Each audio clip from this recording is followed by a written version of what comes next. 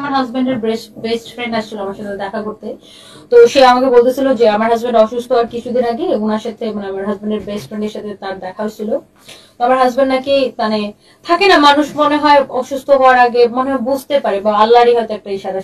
তোমার স্যার নাকি মানে তার যে বেস্ট ফ্রেন্ড তাকে নাকি বলছে যে যে আমি না থাকলে ও যে কি করবে বিজনেসে, ও তো হিসাব টিসাব ঠিক মতো দেখে না, এইসব তো আমার মানে ও না, আমি না থাকলে ও যে কি করবে, ওর এইসব মানুষ লুটা পুটে বেশি খাবে। ওটা নাকি বলছে, আর নাকি বলছে যে যে তুমি একটু মাঝে মাঝে দেখো বিজনেসটা, মানে ইয়াকে বলছে আগে থেকে।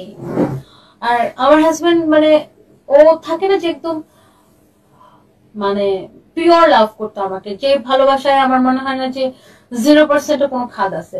এই জন্য সবাই আমাকে বলে না যে হ্যাঁ মানে সবাই বলে আমার আপনজন পরিচিত পরিজন সবাই বলে যে তুমি যেরকম জান জীবন দিয়ে দিতেছো, সবকিছু শেষ করে দিচ্ছ হাজবেন্ডের চিকিৎসা করাইতে যায়, কতদিন এটা করবা।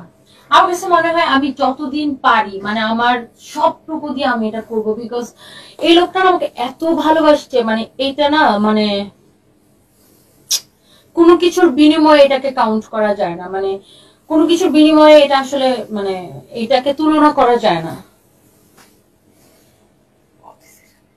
তো যদি এমন মানে লাইক